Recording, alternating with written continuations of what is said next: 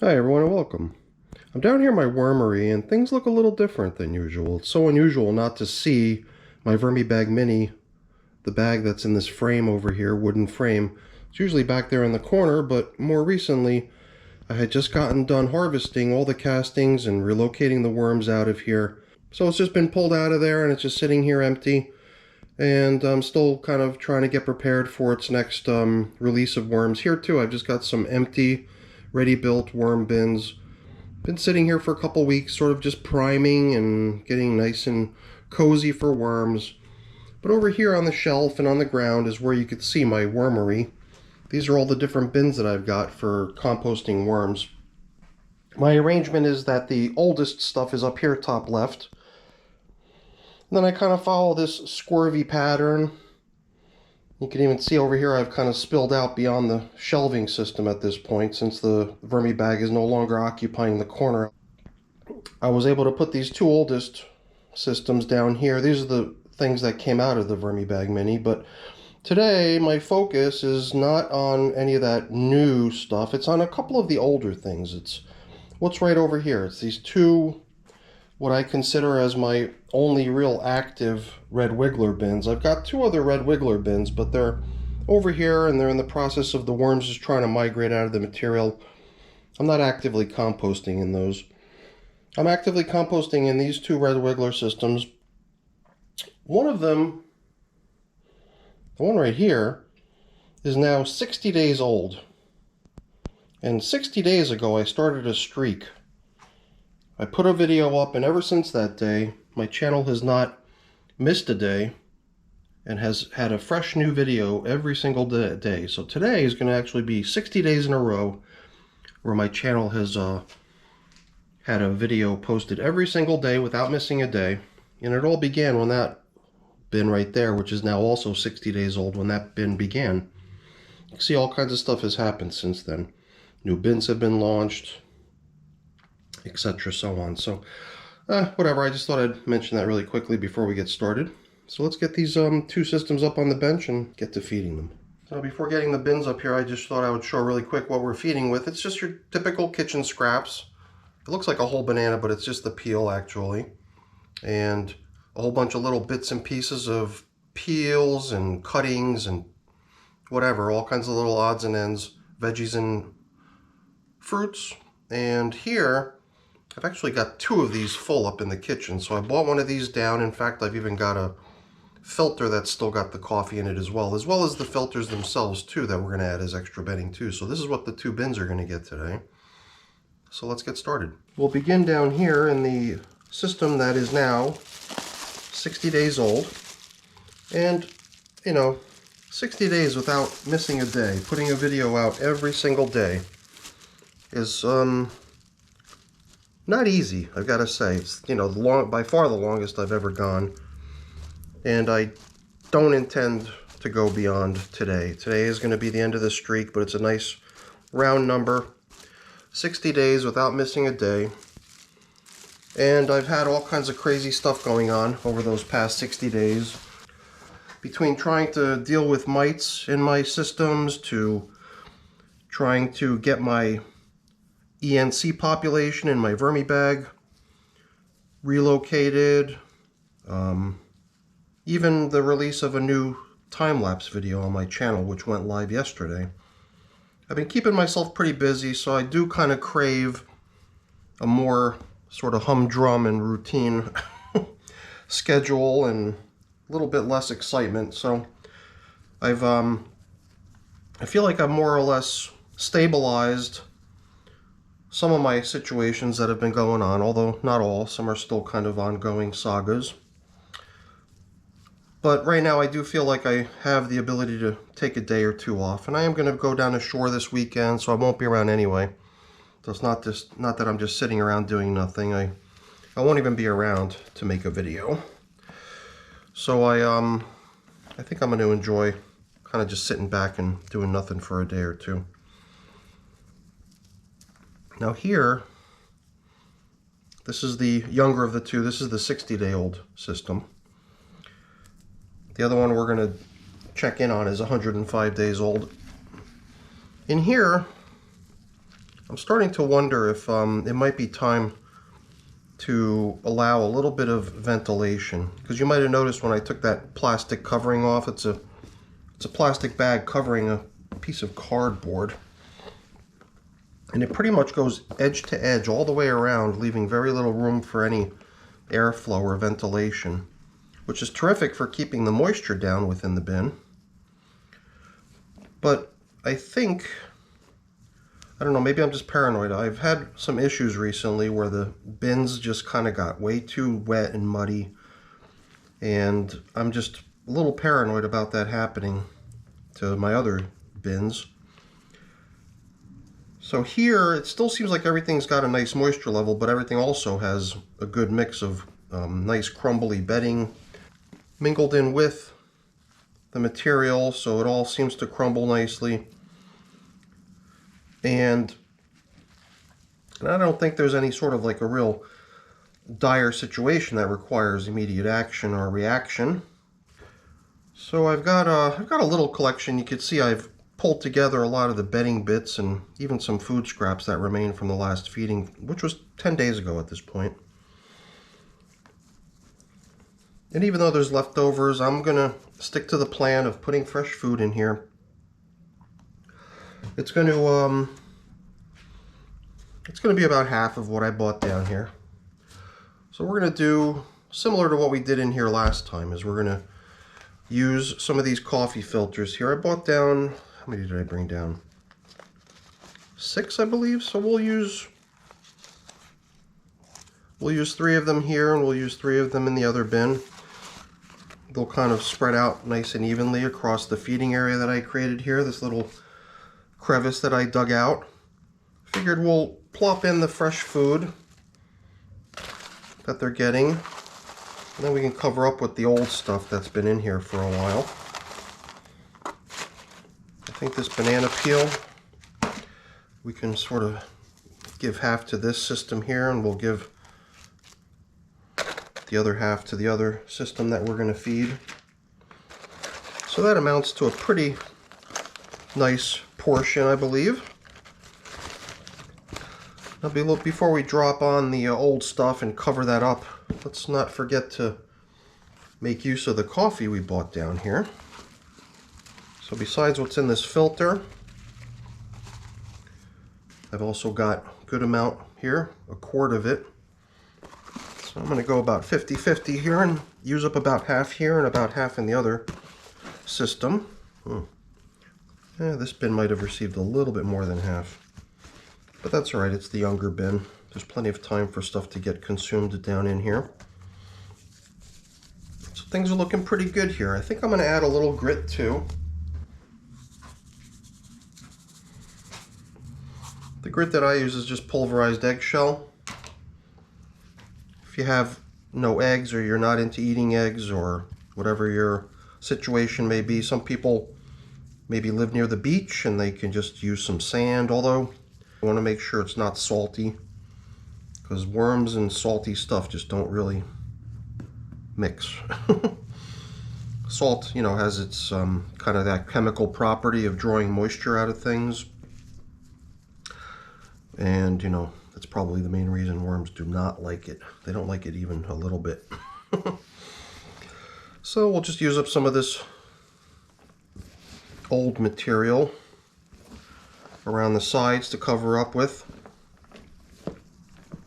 Try to do so in a way where things remain kind of level and flat. That's just the way I like to leave things in my bins. And I'm even wondering if it's really that necessary to go that extra step of trying to alter the coverings on this system to allow for more airflow. It might not be necessary yet at this point. It doesn't seem like things are getting overly damp or muddy. Everything seems to crumble quite nicely, and we all know how much the worms enjoy moisture. So I try to, you know, give them as much of it as possible for as long as possible. It's just when a bin starts to get closer to its finish that I try to allow things to dry off a little bit within the bins. But here, you know, I'm starting to think that we'll just be fine for now, continuing the way we found it with that plastic covering, although at some point in the future we might switch over to some other type of covering which allows for a little bit more airflow. I mean, it might still be a plastic type covering of some sort, but maybe one that doesn't go all the way out to the edges, one that allows for a little airflow at least around the four sides. So I'm just thinking out loud, trying to maybe have the have my ideas stick in my mind just by speaking them out loud. And you could see that this paper that was kind of resting out here on the top surface is kind of tattered. It's just a bunch of little bits of paper towel. And I usually like to have something like that out on the top surface where the worms can collect out on it. A place where the moisture that would otherwise evaporate that gets caught on the plastic covering can sort of drop down and create a little moisture haven. I didn't even notice these two little guys here, these little worms that are still out on the plastic covering. I usually do my best not to leave any worms stranded on this plastic covering, because I leave it face up like this out in the bright lights, and you know how worms are. You can imagine worms wanting to squirm out of the bright lights, and they could end up someplace where they could dry up, and that can happen pretty quick. They end up on my dry paper tablecloth. So, all right, let's go get the other system out here, and we'll do the same. Give some food to them too. Okay, this is a slightly larger box. It's you know, it's got about the same depth as the other system that we just checked in on, and it's also got the same length. It's just this width of it is a little bit wider. So I believe it's got a slightly greater capacity than the other bin that we just fed. I've got a couple of these types of bins, but those the other bin that we just fed, the 60-day-old system, that's the type of container I've got the most of. I think they're just the optimal perfect size. This always seems so weird to me how like some worms just melt. They come up onto this paper and they die and then they melt. So it's in bins like this I wonder what's going awry and why is it that the worms are dying. I mean, I don't expect worms to live forever. I expect that in time worms will all eventually pass away.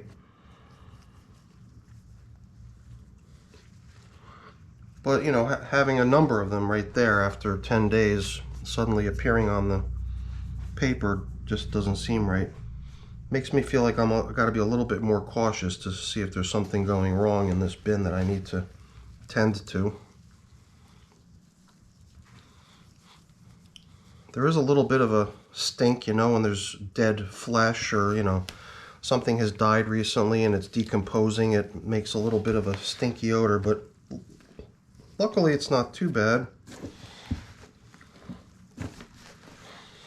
The material in this bin has a very similar consistency to the one that we just checked in on. It's still got some signs of some leafy material, more specifically the stems of the leaves that had been used in this bin as bedding. And even though this one's a little bit older than the last one we checked, they're still in here, but perhaps not as whole or not as tough still as in the younger bin. Since this bin is a little bit older, I probably held off on adding any fresh leaves as bedding after a while. As bins start to get older, I try to avoid using the leaves just to not end up with a whole bunch of little leaf stems and sticks within my finished compost.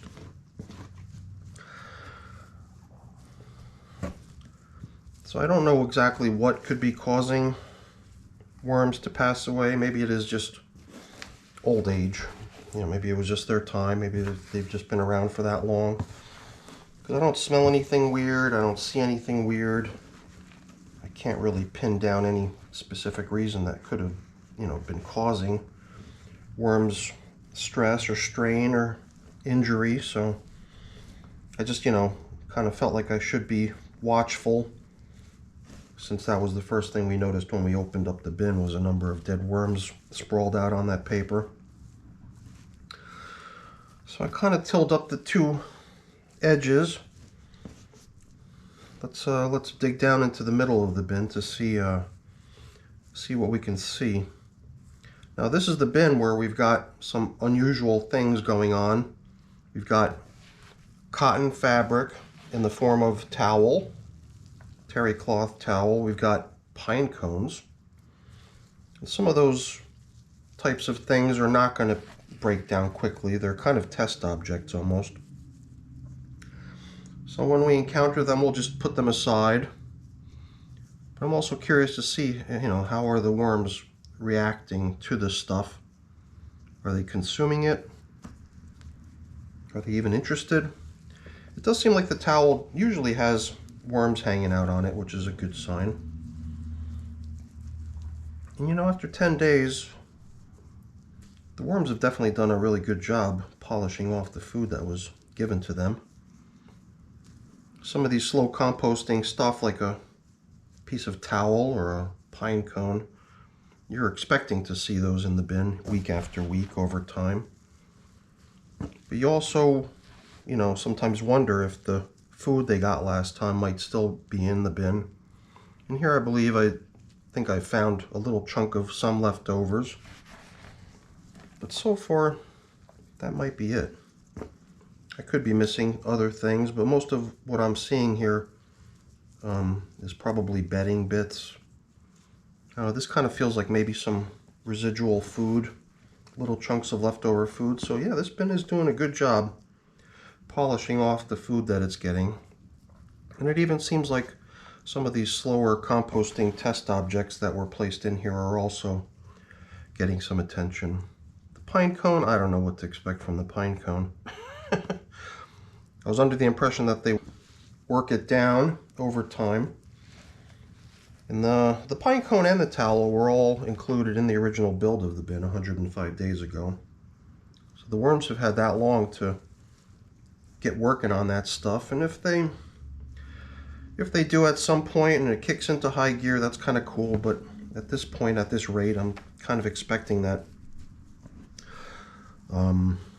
those materials might outlive the life of the bin, and they'll just kind of end up being relocated with the worms into their new environment when the time comes to harvest the castings out of this container. So we've created a nice little pit into which we can drop today's feeding, and I have no real reason to deviate from what we just did in the other bin, so we're going to follow suit with that by using 3 of the coffee filters that I bought down here,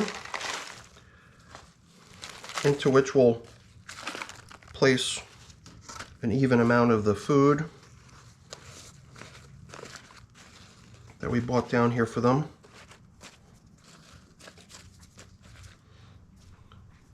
Maybe the coffee's not quite an even amount, but they're going to get whatever remains of it. Let's see if I could shake out what remains of the coffee. Some of it's really stuck to the bottom, it seems. I think I've got the majority of it.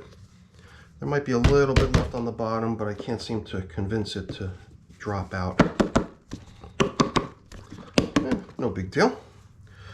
Let's spread it around a bit here and kind of put the cherry on top, the nice banana peel, which should be a popular item.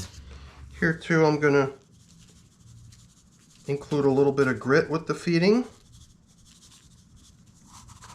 And I mean, those couple of coffee filters that they received as bedding, it's probably not a whole lot. I could probably go a little bit more generous on the bedding.